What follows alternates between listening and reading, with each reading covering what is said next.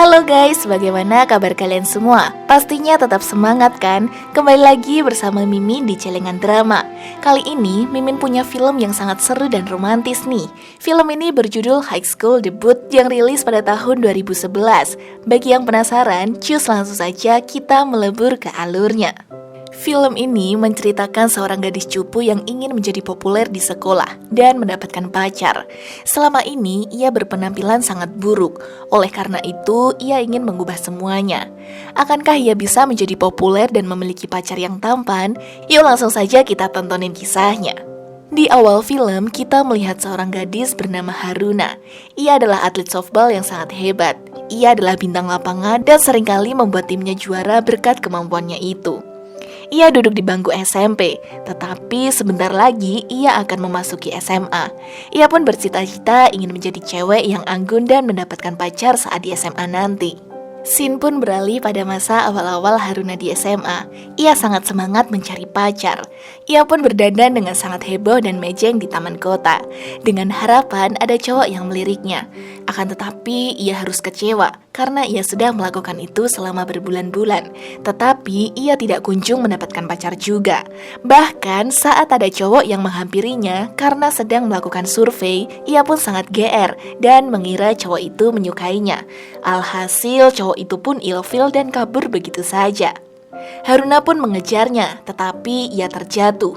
Tiba-tiba, seorang cowok tampan yang bernama Yoh pun memberikan sepatunya yang tersangkut. Haruna sangat kagum. Haruna pun salting dan berlari meninggalkannya.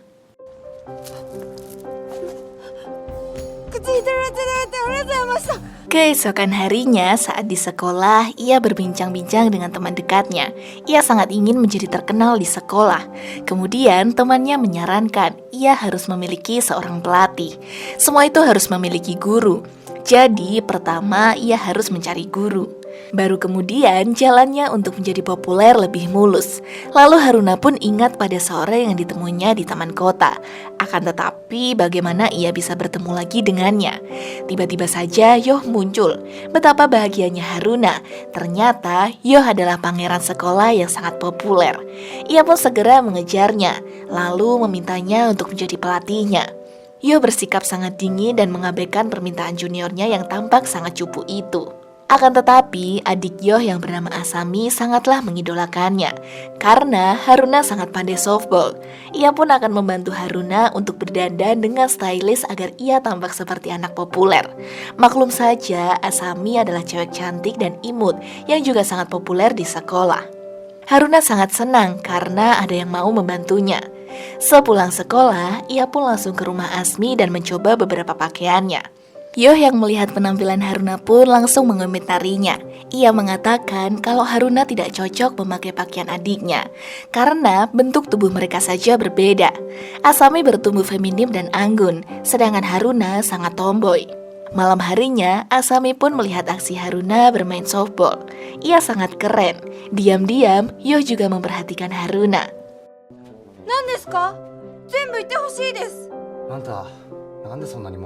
Keesokan harinya, Haruna masih semangat matching di taman kota. Tiba-tiba Yoh datang dan mengomentari pakaiannya. Yoh memiliki selera fashion yang sangat bagus. Ternyata kedatangan Yoh adalah untuk menyatakan kalau ia mau menjadi pelatih Haruna untuk menjadi populer dan mendapatkan pacar. Dengan syarat Haruna tidak boleh jatuh cinta padanya. Haruna sangat bahagia. Ia pun akan menuruti semua yang diminta oleh Yoh. Pertama, Yoh mengajarinya tempat mencari pacar. Haruna tidak akan mendapatkan pacar jika ia mencarinya di tengah taman kota. Haruna pun mencoba membantah karena beberapa buku yang ia baca mengatakan kalau ia akan berhasil. Yoh pun langsung membuang buku Haruna yang menyesatkan itu. Lalu ia mengajak Haruna ke toko baju.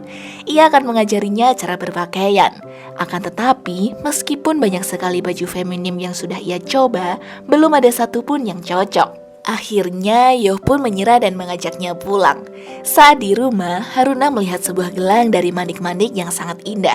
Saat Haruna mengambilnya, Yoh pun marah dan mengatakan kalau itu tidak cocok untuk Haruna dan ia akan membuangnya. Sementara itu, Yoh pun masih terus memikirkan desain yang cocok untuk Haruna. Kemudian teman-teman Yoh pun datang. Haruna yang sangat polos pun sangat terkesan saat digombali oleh teman-teman Yo yang bernama Asoka dan Fumi. Yo pun hanya menghela nafas melihat Haruna yang sangat mudah baper.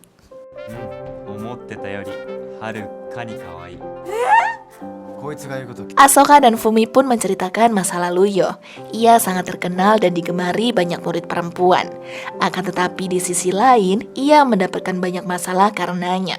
Dulu saat Yo SMP, ia pernah disukai oleh kakak kelasnya. Akan tetapi saat itu Yo sudah punya pacar. Kakak kelas itu pun mengatakan pada pacar Yo kalau ia sudah jadian sama Yo. Seketika pacar Yo pun emosi, lalu memutuskannya. Ia meninggalkan Yo yang masih begitu mencintai dirinya.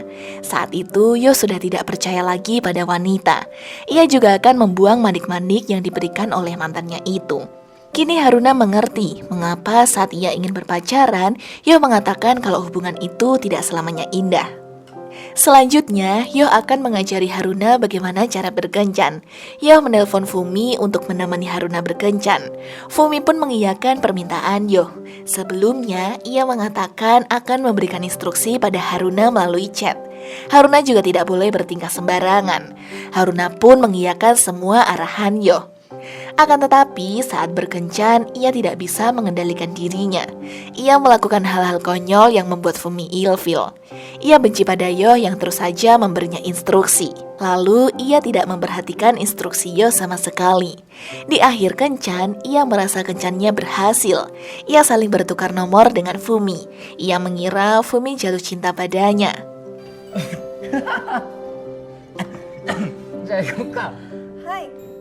Setelah kencan, ia membuka pesan dari Yo. Tampaknya Yo marah karena pesannya diabaikan. Ia pun langsung pergi ke rumah Yo. Ternyata di sana ia melihat Fumi dan Asami yang sedang bermesraan. Ia tidak menyangka, padahal baru saja Fumi mengatakan kalau ia menyukai wanita sepertinya. Ia sangat patah hati. Tiba-tiba, Yo muncul dan mengetahui Fumi dan adiknya yang baru saja jadian. Ia pun paham perasaan Haruna. Ia segera menghiburnya. Keesokan harinya, Haruna hanya bisa melihat Fumi dan Asami yang bermesraan. Ia pun sangat ingin merasakan kemesraan seperti itu. Lalu Asami mengajak untuk double date. Ternyata Yo pun menyetujuinya. Mereka pun pergi berempat.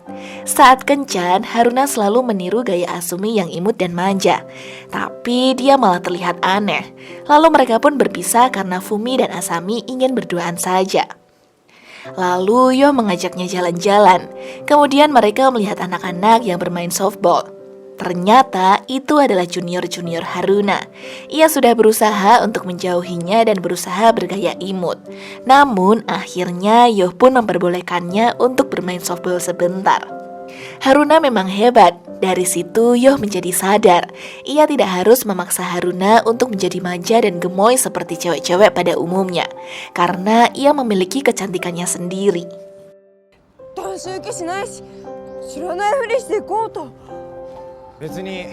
Keesokan harinya, Haruna pun mendapat teror dari murid lain yang cemburu padanya.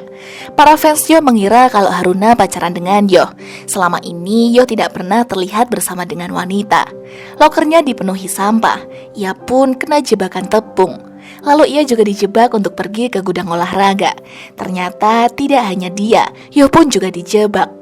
Jadi kini mereka berdua kena perangkap orang yang syirik pada mereka. Lama-kelamaan, Yo pun merasa sangat kedinginan. Ia juga sedang tidak fit. Haruna berusaha sebisa mungkin untuk membuat Yo tetap hangat. Saat berdua dengan Yo, ia merasa deg-degan. Tetapi ia tidak boleh jatuh cinta pada Yo seperti janjinya. Lalu ia pun berusaha mendobrak pintu karena tidak tahan melihat Yo tersiksa. Akhirnya, mereka pun ditemukan oleh Asami dan teman baiknya di kelas. Kini mereka berdua bisa keluar. Kemudian Haruna curiga pada perempuan tadi yang sempat ia lihat. Dan benar saja, perempuan itulah yang menjebaknya. Ternyata ia adalah pemain softball yang pernah dikalahkan oleh Haruna. Ia sangat membenci Haruna, apalagi setelah tahu Haruna bisa pacaran dengan Yo, sedangkan dia terus berlatih untuk menandinginya. Ia pun sangat iri dan ingin menghancurkan hubungannya. Tanpa basa-basi lagi, mereka berdua langsung duel. Dan tentu saja, Haruna tak terkalahkan. Ia bahkan membuat semua orang yang tercengang dengan lemparan bolanya yang sangat mengagumkan. いつは彼氏作って遊んでるのに私の青春返してくれ。 Seiring berjalannya waktu, Haruna merasakan hangatnya perhatian Yo. Ia juga bisa melihat senyumnya yang manis. Tanpa ia sadari, ia telah jatuh cinta pada Yo. Tapi ia tidak bisa mengungkapkannya. Ia pun tidak fokus belajar. Saat bertemu Yo, ia juga tampak aneh. Dan sialnya, Yo menyadari perbuatan sikapnya yang berbeda dari biasanya. Ia tetap berusaha mencarikan cowok yang cocok untuk Haruna. Pada malam harinya, Haruna bertemu dengan cewek bernama Mako. Ia cerita tentang masalahnya yang belum bisa move on dari pacarnya. Haruna pun simpati padanya karena mereka sama-sama perempuan yang sedang terluka. Pikiran Haruna semakin kacau. Ia ingin menyatakan cintanya, tapi ia juga tahu kalau Yo itu punya trauma di masa lalu. Saat bertemu Yo, ia berusaha melakukan hal konyol, melompat ke sana kemari untuk mengusir pikiran jahatnya. Namun, ia tidak bisa menahan dirinya lagi. Ia akan menyatakan cintanya.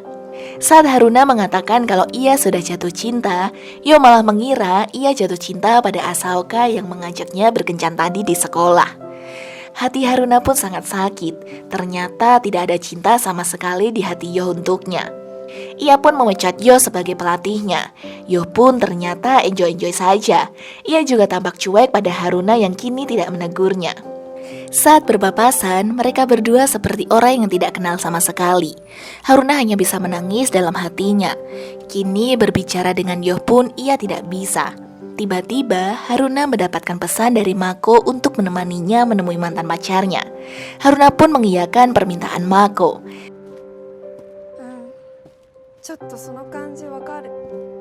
Kemudian, Haruna sangat terkejut saat tahu mereka ada di depan rumah Yo.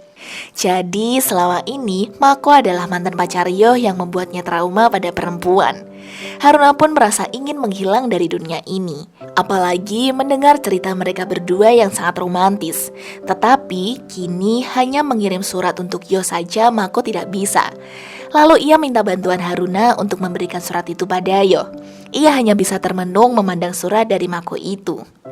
Keesokan harinya, Asaoka menyadari kalau Yo dan Haruna sedang ada masalah. Menurutnya, Yo itu suka pada Haruna, tapi ia terlalu takut untuk mengungkapkannya. Tapi Yo tetap tidak mau mengakuinya. Lalu, Asaoka pun mengajak Haruna kencan untuk memancing reaksi Yo. Awalnya Yo tidak ambil pusing, tapi ternyata saat Asaoka mengungkapkan cintanya, Yo datang dengan tiba-tiba dan mengganggu kencan mereka berdua. Sebenarnya itu adalah sandiwara Asoka saja. Ia ingin membantu Yo keluar dari trauma masa lalunya. Lalu ia pun pergi meninggalkan mereka berdua. Kemudian Yo pun mengajak Haruna berkencan dengan alasan ia akan memberikan pelajaran yang belum sempat ia berikan. Saat malam Natal tiba, mereka pun pergi berkencan. Yo memuji Haruna yang tampak manis. Mereka sangat menikmati malam itu. Tetapi Haruna kemudian ingat pada surat yang dititipkan Mako kepadanya. Karena penasaran, ia pun menerawang isi surat itu. Dan ternyata Mako mengajak Yo untuk bertemu di malam Natal. Ia merasa sangat bersalah jika tidak memberikan surat itu kepada Yo. Meskipun ia tahu Yo akan pergi meninggalkannya saat itu juga. Tetapi ia berusaha kuat. Sebelum Yo menemui Mako, Haruna mengatakan perasaannya. Setidaknya ia sudah merasa lega karena sudah mengungkapkannya.